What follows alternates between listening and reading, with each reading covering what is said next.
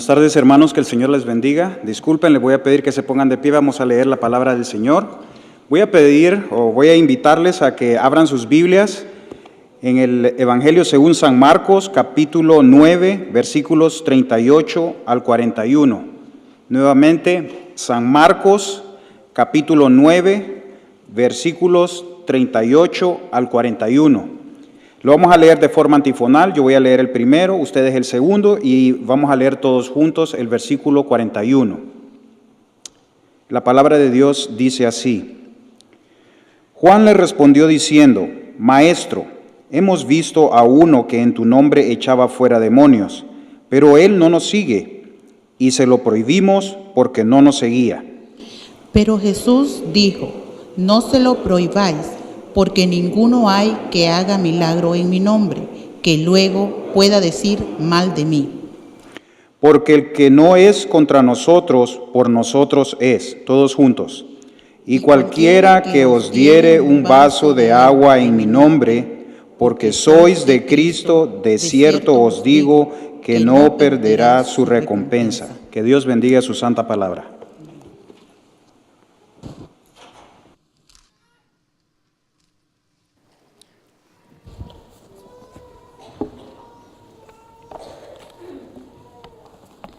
Estamos agradecidos al Señor siempre que venimos cada domingo y que podemos venirle a alabar y cantar su nombre. El pasaje que hemos leído el día de hoy es justamente la continuación de toda la serie de sermones que estamos hablando. Y es cuando el Señor Jesucristo se está acercando ahora a Jerusalén para ser sacrificado.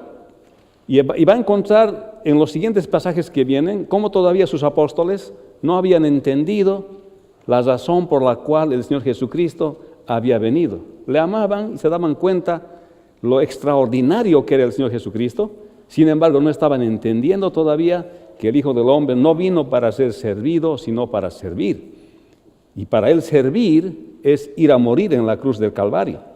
Y encontramos en este pasaje de Marcos capítulo 9, 38 al 41, que Juan habla que uno echaba fuera demonios en el nombre del Señor y no era del grupo de los discípulos. Y se lo prohíben. Y el Señor ordena que no se le prohíba a los que obran en su nombre, pues estos no pueden decir mal de Él. Y afirma que el que no está contra Él, trabaja por Él.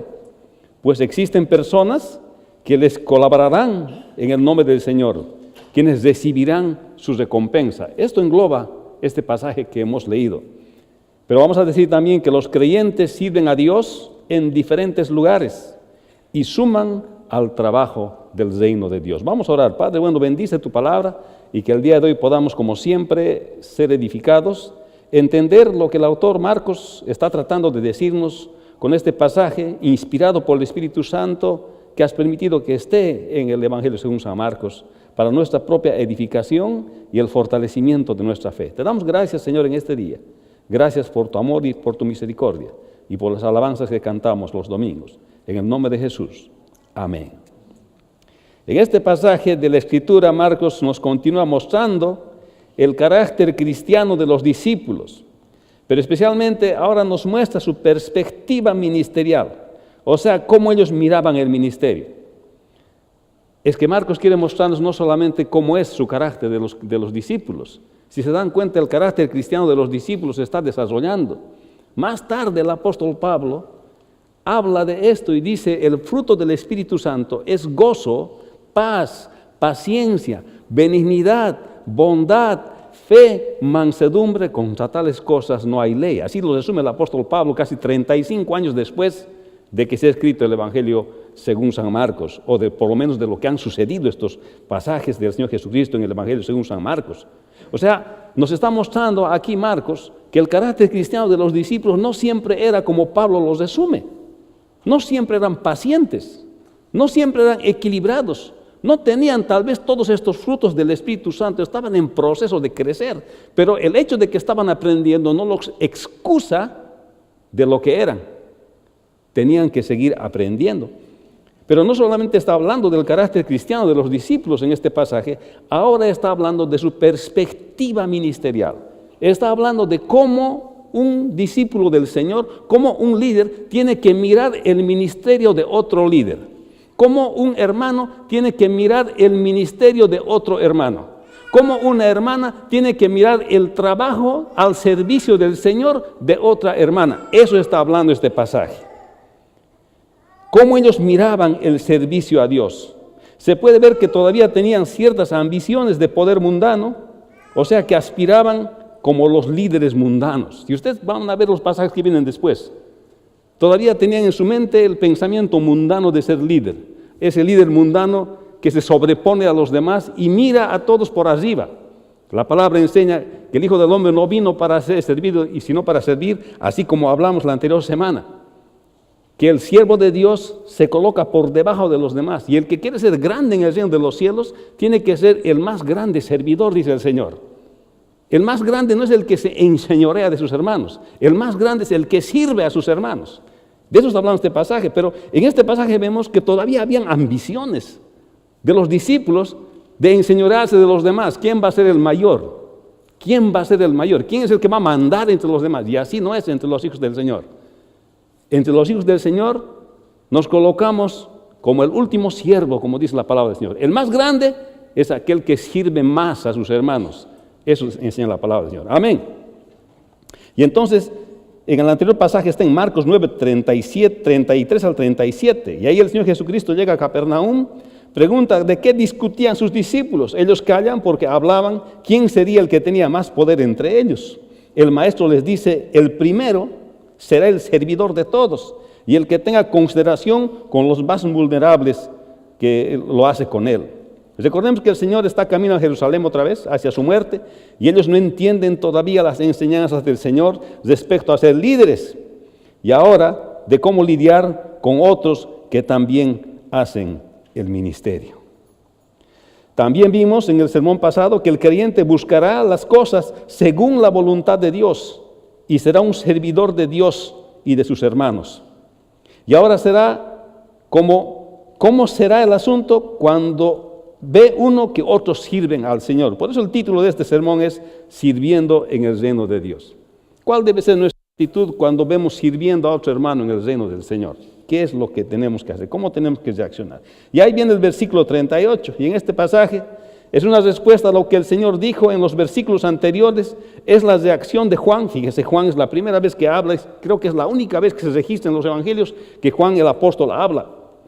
Y le dice al Señor, porque el Señor dijo antes que el que reciba en mi nombre a un niño, en el versículo 37, anterior a este, como este, me recibe a mí, y el que a mí me recibe, no me recibe a mí, sino al que me envió. Y entonces Juan les responde a esto que dice el Señor. Y dice así, maestro, dice, hemos visto a uno que en tu nombre echaba fuera demonios. Aquí Juan se enfoca en el asunto del nombre del Señor. Porque dice, si en mi nombre le dan a un niño, entonces me están dando a mí. Está hablando el Señor de que si en mi nombre ustedes consideran a los más vulnerables de entre ustedes y les tratan como que todo es normal, y es normal porque es una persona hecha a la imagen de Dios. Y debes tratarle a todos por igual, sin hacer ninguna distinción, sin hacer ningún favoritismo. Debes tratar a todos por igual. Si haces esto en mi nombre, dice el Señor, me estás haciendo a mí. ¿Por qué? Hemos explicado la anterior semana. Porque cada uno de nosotros hemos sido creados a la imagen de Dios. No importa cuál sea nuestra procedencia, no importa el idioma que hablemos, no importa la nación que vengamos, todos hemos sido hechos a la imagen de Dios, y cuando le hacemos un bien a cualquier persona, en cualquier condición, lo estamos haciendo a Dios porque somos creación de Dios. ¿Cuándo dicen amén? Esa es la verdad central en ese pasaje cuando se está hablando. Pero al propósito de su nombre, aquí Juan es que dice, en tu nombre hemos visto que están haciendo, que hay uno que está echando demonios, pero no está entre nosotros, está de afuera nomás. Ahí está, otro ministerio tiene, ministerio paralelo al que tenían ellos. Entonces, está claro que esta referencia al uso del nombre del Señor, hay dos cosas.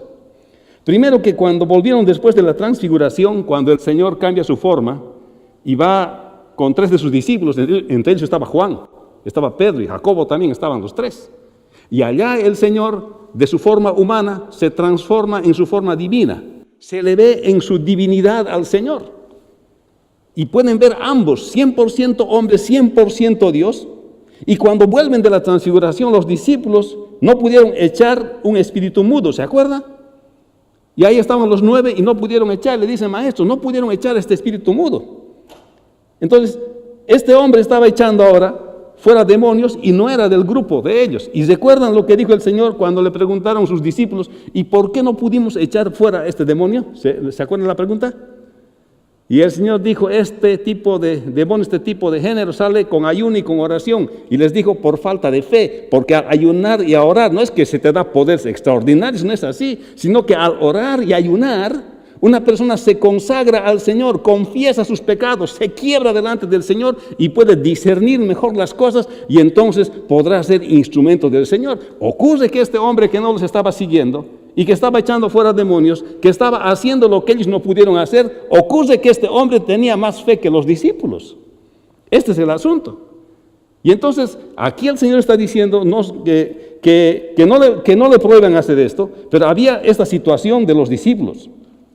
O sea, y la segunda cosa que se observa es, parecía que también había un poco de celos de parte de los discípulos, porque tal vez pensaron que eran los únicos autorizados a seguir al Señor. O sea, esas dos cosas había.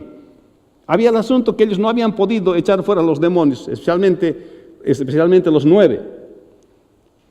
Y entonces el otro sí estaba echando fuera demonios, lo que significaba es que el otro sí tenía fe y los discípulos no tenían fe para hacer ese trabajo en ese momento. Ahora, parece que ellos asumieron, como decíamos, que eran los únicos que harían ministerio, pero esa era la falta de entendimiento. 12 hombres no serían suficientes para llevar el evangelio a toda criatura. O sea, como han sido discipulados personalmente por el Señor, tal vez se creían muy especiales. Que otra persona haciendo el ministerio, no, nosotros somos los especiales, mejor, como Juan reaccionó, dijeron, le prohibiremos a este que predique. Sin embargo, este que estaba sacando fuera demonios, estaba haciendo el trabajo que ellos no pudieron hacer antes.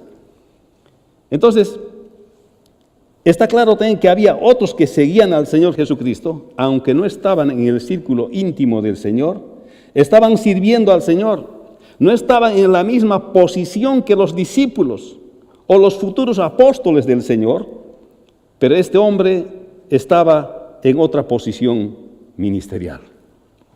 Por eso Juan dice, pero él no nos sigue y se lo prohibimos porque no nos seguía. Esto muestra el inicio de lo que sería el reino de Dios, del que estaba hablando el Señor Jesucristo, y había una falta de entendimiento de la naturaleza del reino de Dios por parte de Juan. Hermanos, el Señor ha dicho, y justamente en el Evangelio según San Marcos, en el capítulo 1, 14 al 15, en aquel sermón que hemos predicado que titulaba Buen inicio y buen final, hablamos de que lo siguiente: después que Juan fue encarcelado, Jesús vino de Galilea predicando el Evangelio del reino de Dios, predicando el Evangelio del reino de Dios, diciendo, el tiempo se ha cumplido y el reino de Dios se ha acercado, arrepentíos y creed en el Evangelio. El reino de los cielos, el reino de Dios se ha acercado. Eso es lo que el Señor ha venido a hacer. Ese es su ministerio. Y su reino se ha inaugurado, ahora se había inaugurado, y ocurre que los discípulos estaban siendo discipulados, enseñados, pero había otros que habían aprendido también la palabra de Dios y que estaban haciendo ministerio, y por tanto, lo que Marcos nos está explicando, la perspectiva del reino es mucho más allá de la iglesia local. Es lo que está queriendo decir. Nosotros somos parte del reino como iglesia del Señor, que hemos creído en el Señor Jesucristo, somos parte de su reino, pero no somos todo el reino. Todo el reino está compuesto por todos aquellos que creen en el Señor Jesucristo en todo el mundo. Y aquellos que han creído en el Señor Jesucristo, que ya están con el Señor. Y aquellos que van a creer en el Señor Jesucristo, que vienen después de nosotros. Ese es el reino de Dios. El Señor no vino a escoger solamente 12 discípulos para que los 12 únicos sean los que puedan hacer ministerio. Sería imposible alcanzar a tanta gente solamente con 12. Y por eso es que está hablando aquí este pasaje acerca de Juan, de su todavía falta de entendimiento. En otras palabras, la falta de entendimiento, hasta comprender un poco más, se llama inmadurez cristiana. Todavía era inmadura en esa área. Estaba viendo competencia en el otro hermano que estaba haciendo ministerio. Se sentía medio aludido, como dicen en inglés, medio territorial era, ¿no? No te metas en lo que yo hago, ese es mi territorio, no te metas. No es lo bíblico, no debe ser así. Y vamos a ver cómo enseña la palabra del Señor que tenemos que mirar el ministerio de otros. O sea, en esto, Marcos, en este pasaje está claro que el Señor vino a establecer el reino y que será consumado en el milenio, obviamente. No era que había venido solamente por 12, así como lo hemos dicho, sino que vino por más que enseñen su palabra. Y a veces también sucede en los ministerios. Ha sucedido también aquí, y en los ministerios que he participado. Cuando alguien recibe un ministerio, ¿qué va a hacer dentro de la congregación? Al principio reacciona a veces como Juan. Yo ya sé, tengo paciencia. ¿No? Nadie más puede hacer mi ministerio, este es mío, ¿no? Es exclusivo mío, es mi territorio, nadie puede entrar, este es mi territorio. O yo soy pastor, nadie más puede predicar, o nadie más puede enseñar, o nadie más puede hacer trabajo pastoral. Pero la palabra nos enseña que nosotros hemos venido a construir el reino de Dios. ¿Cuántos dicen amén? Entonces, y esto nos puede mostrar a nosotros el hecho de que cómo es que tenemos que hacer cuando hay otros que sirven al Señor. Ahora, en el mundo no es así.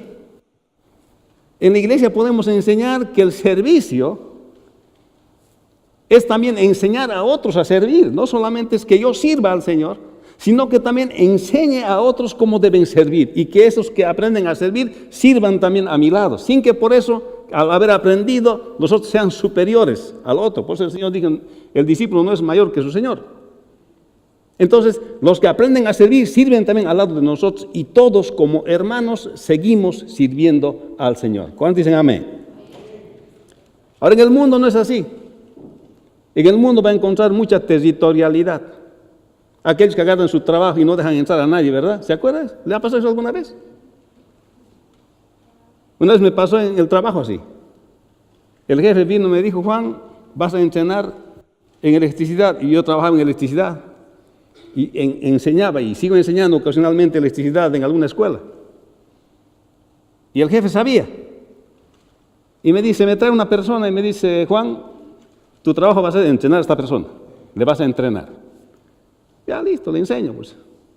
Soy profesor, qué mejor en el campo le enseño todo lo que va a hacer. Así que le dibujaba los circuitos en unas maderitas, le dibujaba, le decía, haz esto, conecta de esta manera, probaremos. Y el jefe sabía que le estaba enseñando. Estaba feliz porque estaba aprendiendo a hacer las cosas rápido también. Pero un buen día, cuando esta persona aprendió todo, pensó que podía sacarme del esquema ahora. Porque sabía casi igual que yo, porque le enseña igual que yo. No le puede enseñar menos que yo. Tiene que aprender igual que yo, porque eso es lo que enseña la palabra del Señor. No le puedo esconder información. Eso es lo que enseña la palabra del Señor.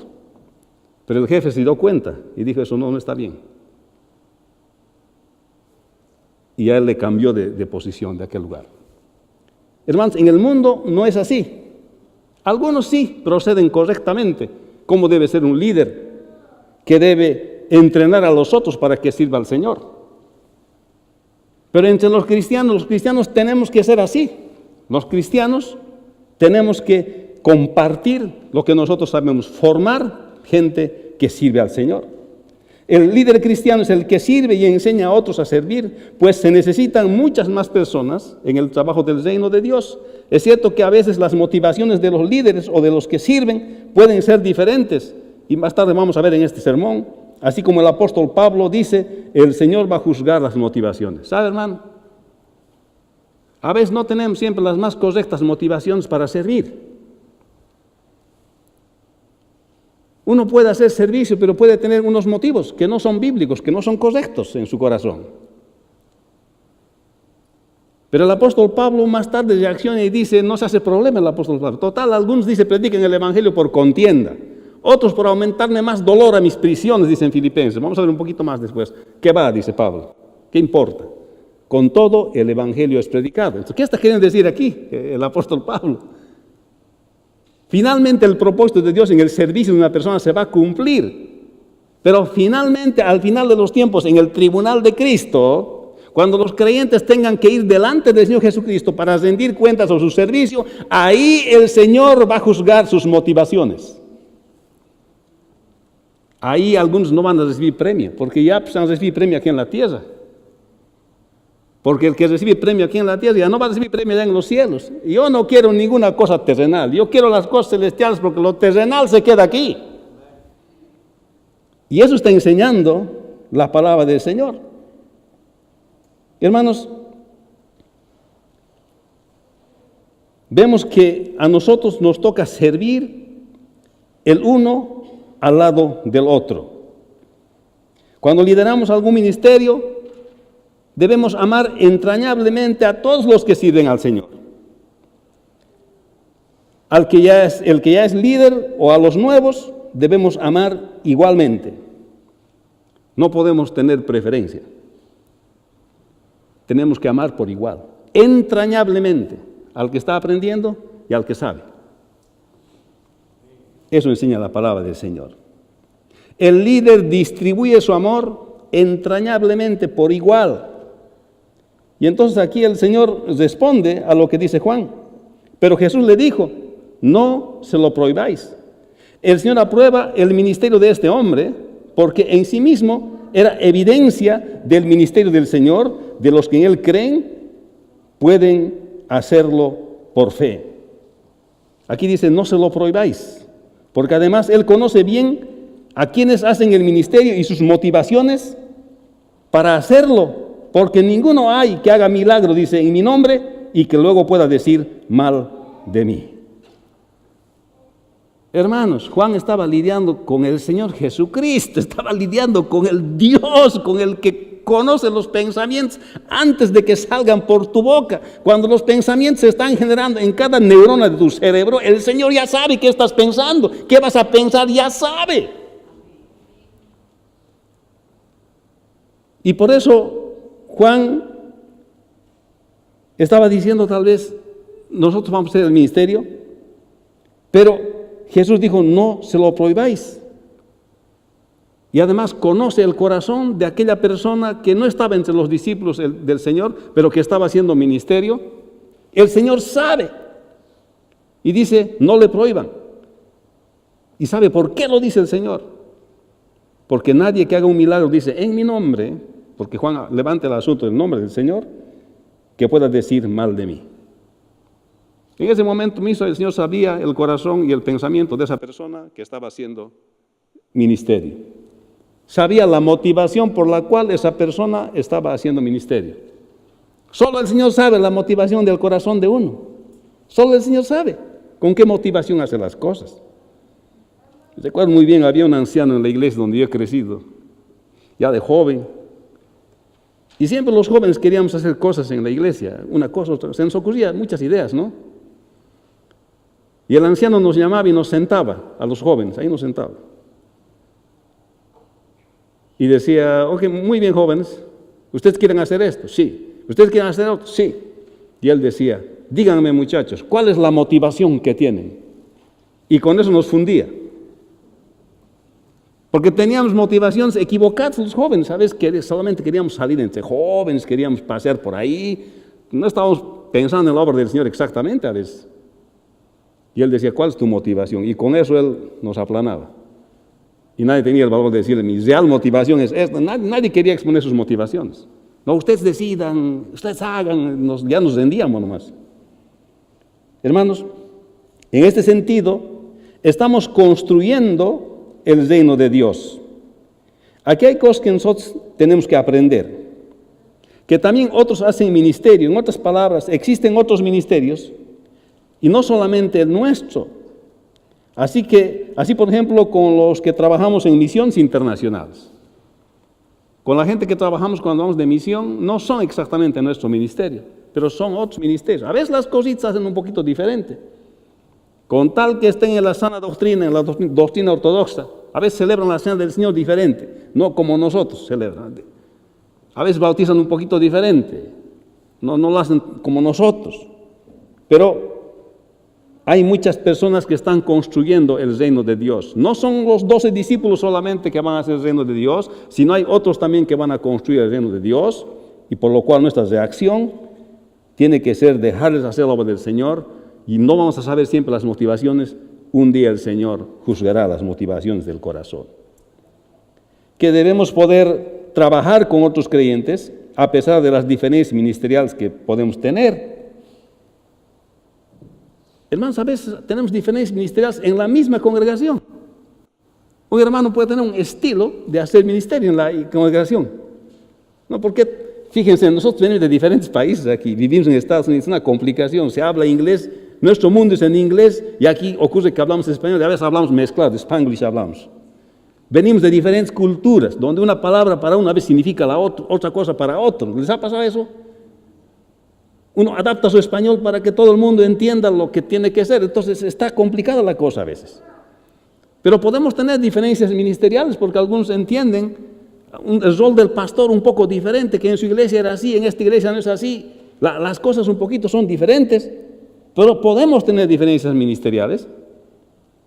Sin embargo, permanecemos en la sana doctrina y tenemos que poder entendernos y tenemos que poder mostrar paciencia, tenemos que poder mostrar equilibrio, como dicen los frutos del Espíritu Santo, como dice Pablo, tenemos que poder ser capaces de funcionar juntos en tanta diversidad que somos como hijos del Señor. ¿Amén?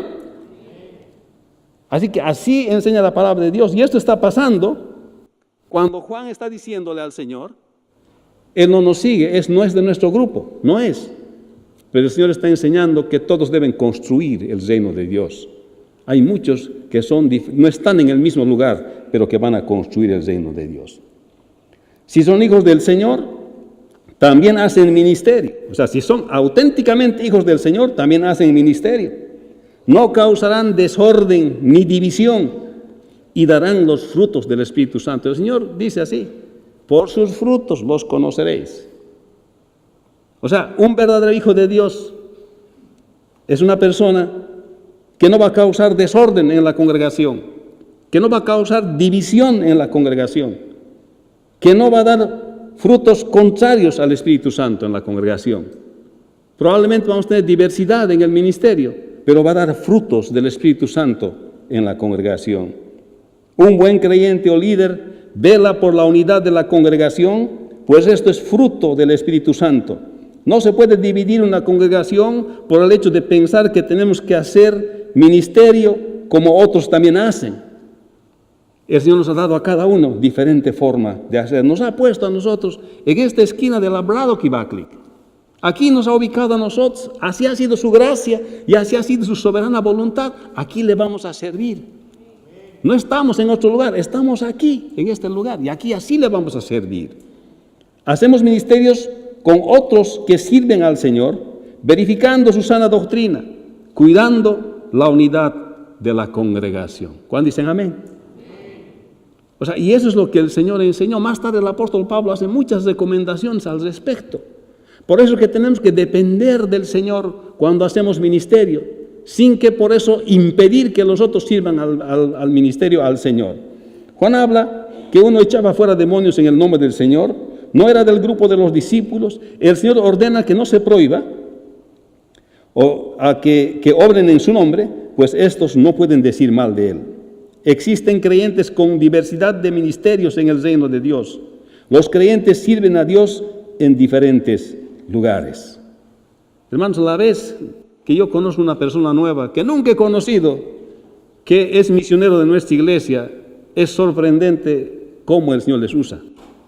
Tenemos aproximadamente 62 misioneros alrededor del mundo que nuestra iglesia sostiene. Y la verdad que no nos podemos encontrar tan frecuentemente con ellos. Llegan cada 6 años, cada 7 años. Imagínense, mi vida ministerial no me va a alcanzar para conocerlos a todos. Algunos no los voy a conocer siempre. En la gloria del Señor los voy a conocer. Como somos nosotros somos del Concilio de Misiones, entonces sabemos de sus vidas, nos mandan reportes mensuales y reportan todo lo que están haciendo. Sirven en diferentes lugares. No los vemos. Algunos sirven en Francia, algunos sirven en el África, en el Medio Oriente. Una diversidad de ministerios. Algunos sirven en Japón, por ejemplo. Bautizan en el mar en Japón. Y a veces no bautizan en el mar, si tienen una tina de baño nomás, porque Japón no tiene mucho espacio. Cada uno tiene su forma de hacer el ministerio, pero obedece la palabra del Señor. Por eso hay creyentes que sirven en diferentes lugares, hermanos, que están haciendo la obra del Señor. Versículo 40 dice, porque el que no es contra nosotros, por nosotros es. Entonces, el Señor aquí expresa una máxima, se dice en español. Esto es una máxima porque es un dicho que resalta del lenguaje normal en español y también está en inglés, obviamente, pero porque el que no es contra nosotros, por nosotros es. Y aquí está explicándole esto a Juan. Está diciendo, este que está haciendo ministerio, que no es de nosotros, que no está entre los 12, no está haciendo nada contra nosotros. Por tanto, si no está haciendo nada contra nosotros, está trabajando a nuestro favor. Es lo que dice el Señor. Y entonces, este hombre estaba haciendo esto en el nombre del Señor Jesucristo. Estaba sumando al ministerio del Señor. Tenía fe, pues el Señor lo dice, que los discípulos no pudieron hacer algo así porque les faltaba fe. Y este hombre sí lo tenía. Por tanto, no está en contra de ellos, está sumando. Pero, como dice el apóstol Pablo, Dios juzgará las motivaciones del corazón, en pérdida o ganancia de galardones en el tribunal de Cristo. Filipenses 1:15 al 18 dice así, algunos a la verdad predican a Cristo por envidia y contienda, pero otros de buena voluntad. Los unos anuncian a Cristo por contención, no sinceramente, pensando añadir aflicción a mis prisiones, pero los unos por amor, sabiendo que estoy puesto para la defensa del Evangelio. ¿Qué pues? Que no obstante, de todas maneras, o por pretexto, o por verdad, Cristo es anunciado, y en esto me gozo, y me gozaré aún. O sea, Pablo no se complica con las motivaciones de las personas. Claro que hay que ser cuidadosos con eso. Cuando uno se da cuenta visiblemente que hay una motivación equivocada, hay que decirlo, hay que hablarlo. Pero cuando uno no se puede dar cuenta, deja al Señor la motivación de los corazones equivocados, que el Señor se arregla con estas personas. Aunque no saben si este hombre verdaderamente era creyente, pues el Señor mismo dijo que echaran fuera demonios y que echarán fuera demonios y harán milagros, y en el juicio final les dirá, no os conozco. O sea, el hecho de echar demonios, hacer milagros, no significa que una persona es cristiana, que es creyente, no significa eso. Porque aquí está diciendo en Mateo 7, 21 al 23, que en aquel día sí me dirán, dice, que he echado fuera demonios, he profetizado, he predicado la palabra, he hecho milagros, y el Señor dirá, apartaos de mí, hacedores de maldad. O sea, no es garantía. Por eso esta persona que estaba echando fuera demonios no es garantizado siempre que haya sido creyente. Pero sí es garantizado que estaba trabajando para el reino de Dios. ¿Qué le parece? Como hay muchos que no son creyentes, que trabajan a favor del reino del Señor, porque así el Dios soberano lo quiere. Porque así Él dispone. Incluso del mismo Satanás el Señor le dijo, al Señor tu Dios adorarás y a Él solo servirás. Aunque tú quieres destruir todo, cuando el Señor dice, aún tu destrucción se ha de volver en construcción, porque así el Dios soberano lo quiere. ¿Cuándo dicen amén? Por otra parte, una cita paralela en Mateo 12:30 dice que el Señor, el que no está con el Señor, está en contra de Él. Dice así, el que no es conmigo, contra mí es. Y el que conmigo no recoge, desparrama, dice. Por eso el apóstol Juan habla más tarde al respecto de esto también, enseguida lo voy a mencionar. ¿Sabe qué está diciendo aquí la palabra del Señor? Otra cosa está diciendo entre líneas. El que no es contra nosotros, por nosotros es, o el que no es conmigo, el que no es conmigo, contra mí es, como está en Mateo 12:30, lo que está queriendo decir es que una persona no puede ser neutral delante del Señor. Una persona no puede ser neutral delante del Señor. Tiene que decidir. O le entrega a Cristo su vida. Colocarse neutral es también decidir delante del Señor. Colocarse neutral es decirle no también al Señor. Delante del Señor no puede haber neutralidad, decir, sí, yo voy nomás, estoy nomás, sí, yo tengo mis amigos en la congregación, sí, voy también, conozco las canciones, participo también de los ministerios, estoy bien nomás con ellos, hasta por ahí nomás. No decidir por el Señor. La neutralidad es también decidir no por el Señor. Por eso el mismo apóstol Pablo más tarde, al final de su vida, cuando escribe en el Apocalipsis, A la carta a la iglesia de la Odisea dice, en Apocalipsis capítulo 3 dice así, y escribe el ángel de la iglesia de la Odisea, he aquí el amén, el testigo fiel y verdadero, el principio de la creación de Dios dice esto, yo conozco tus obras, que ni eres frío ni caliente, ojalá fueses frío o caliente, pero por cuanto eres tibio, no frío ni caliente, te vomitaré de mi boca. Porque tú dices, yo soy rico y me he enriquecido y de ninguna cosa tengo necesidad. Tú sabes que tú eres un pobre, desventurado, miserable, pobre, ciego y desnudo. Por tanto, yo te aconsejo que de mí compres oro refinado en fuego para que seas rico y vestiduras blancas para vestirte y que no se descubra tu vergüenza de tu desnudez. Y unge tus ojos con colirio para que veas. Yo reprendo y castigo a todos los que amo. Sé pues celoso y arrepiéntete. Y aquí yo estoy a la puerta y llamo. Si alguno oye mi voz y abre la puerta, entraré a él, cenaré con él y él conmigo.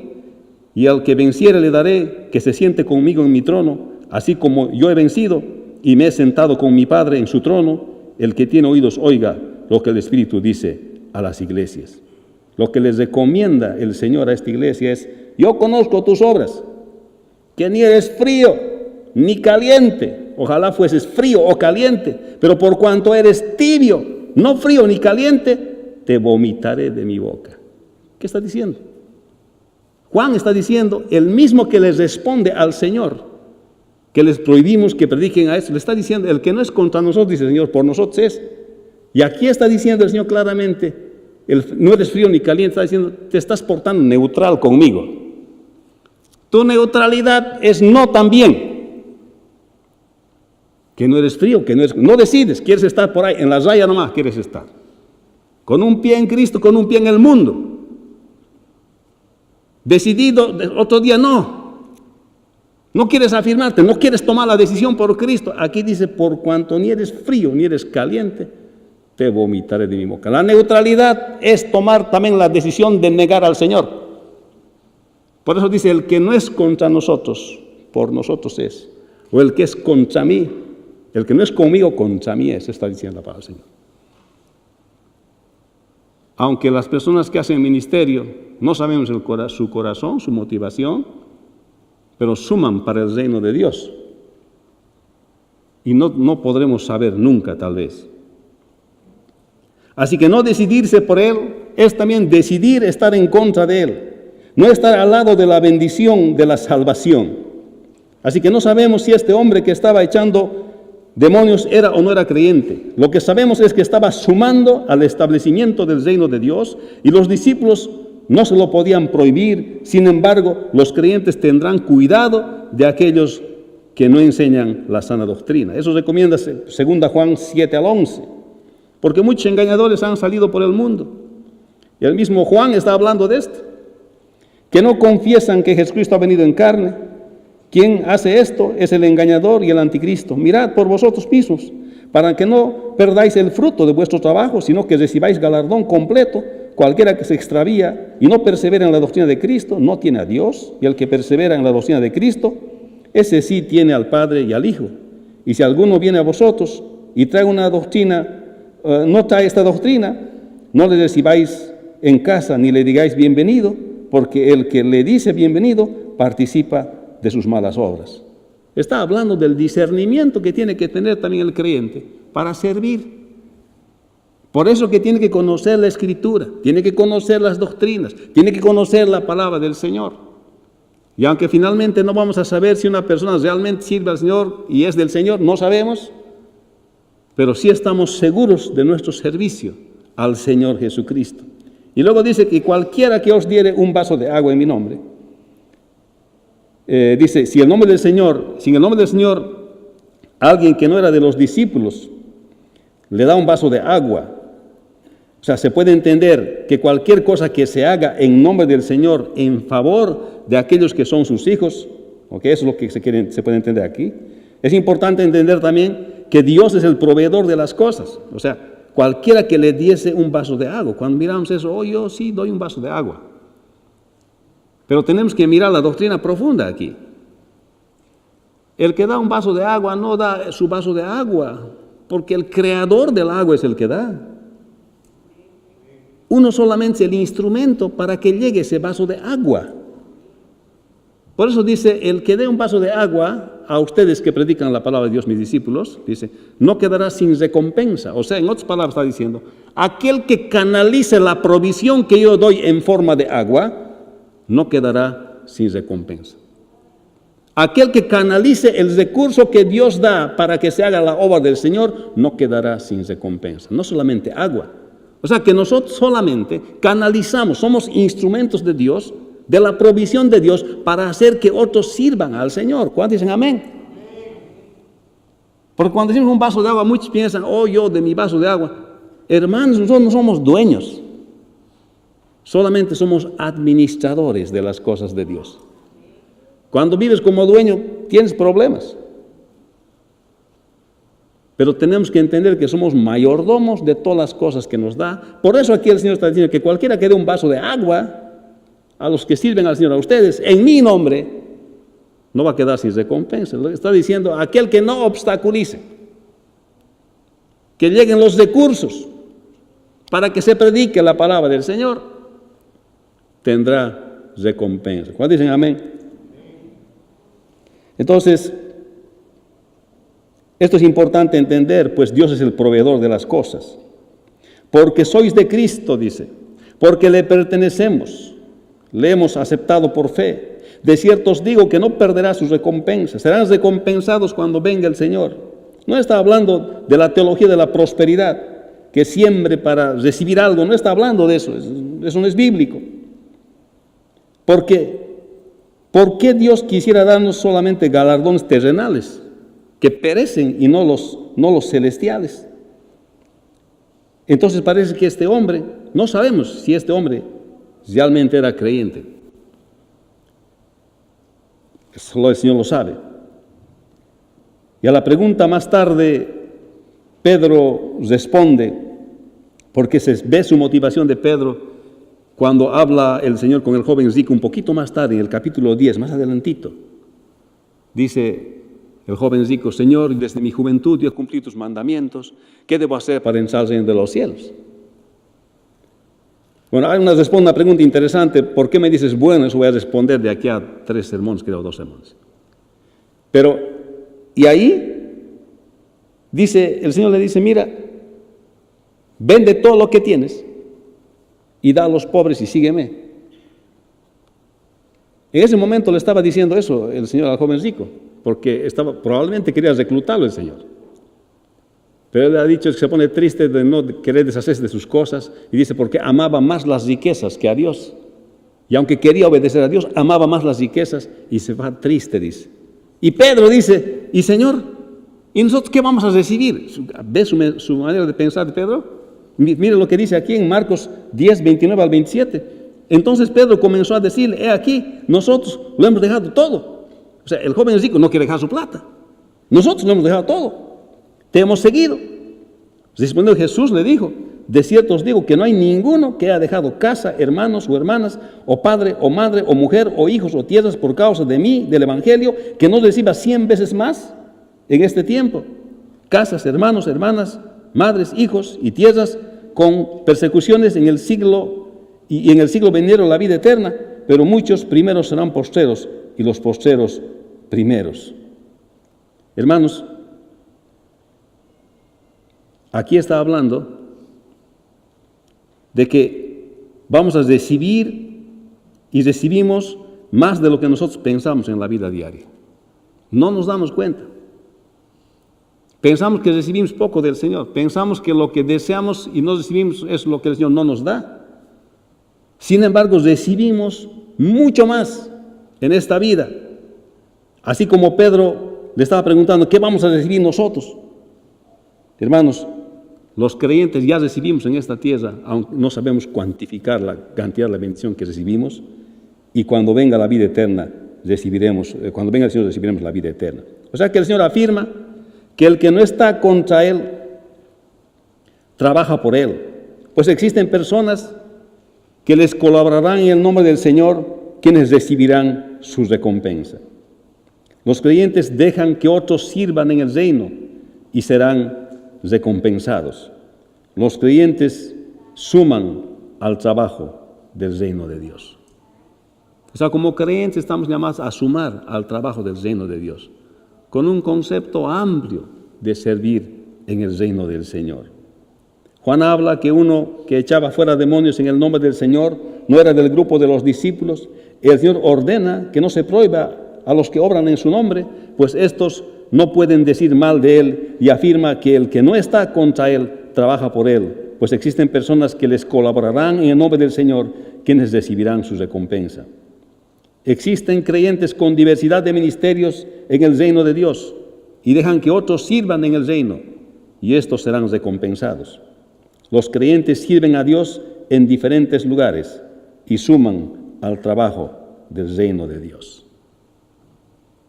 Y el Señor nos ha llamado a nosotros a servir y a servir con nuestros hermanos.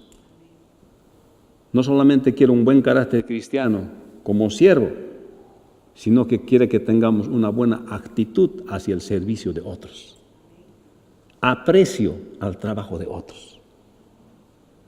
¿Ha visto usted en nuestro ministerio cómo organizan las actividades que tenemos para hacernos más fuertes en nuestra obediencia al Señor?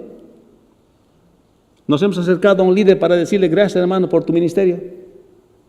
Gracias por ocuparte con tanto detalle de lo que haces, hermano. Gracias por facilitarme esto. Te animo. Te invito a mi casa a comer en agradecimiento por el ministerio que haces, por la obra que haces. O esto quiero hacer por ti, por el trabajo que haces, para animarte, no como pago, pero para animarte, que sigas sirviendo al Señor, porque tu servicio al Señor me anima a mí también. Tu entusiasmo me entusiasma a mí también, y quiero demostrarte eso, hermano. Quiero hacer algo por ti. Hermanos, nosotros como iglesia del Señor estamos madurando como congregación. Eso se puede ver. Pero es necesario que maduremos en la dirección que la palabra del Señor nos dice. Amén. Respetando y considerando el ministerio de los hermanos que hacen en esta congregación. No solamente en el lado en español, sino también en el lado en inglés. De toda la congregación. Y extendiendo más allá de todo el reino de Dios. Debemos apreciar el ministerio que hacen los hermanos. Hermanos, yo predico la palabra porque consulto con algunos hermanos que ya han pasado a la presencia del Señor, que han dejado escrito muchas cosas que yo puedo leer con tanta facilidad con un café sentado en mi escritorio. No siempre ha sido así. Estos hermanos no tenían dónde sentarse. Estudiaban con velas en las noches y aún así dominaban las escrituras. Hermanos, tenemos que estar agradecidos por los otros que sirven al Señor en otros ministerios. Y tenemos también que permitir que aprendan a servir y que sirvan a nuestro lado. Amén. Y que ninguno tenga un concepto más alto del que debe ser. Todos sirviendo para el Señor como hijos del Señor. Amén. Vamos a orar. Te damos gracias, Señor. Y de este día, porque nos enseñas en tu palabra cómo es servir en tu reino, cómo es servirte a ti, cómo considerar, Señor, el trabajo de los otros. Señor, y que tú no aceptas la neutralidad, que tú quieres la decisión, frío o caliente, porque la neutralidad también es haber decidido en contra de ti. Señor, has hablado esto para enseñar a tus discípulos, y especialmente a Juan, cómo se sirve en tu reino. Te damos gracias, Señor, en este día, y te pedimos que bendigas a cada hermano y les fortalezcas en su servicio a ti. En el nombre de Jesús. Amén. Que el Señor le bendiga, hermano. Nos ponemos de pie. Y que esta semana podamos servir al Señor de una manera en que animemos a los demás a andar en su servicio. Démonos un abrazo de paz. Que el Señor les bendiga.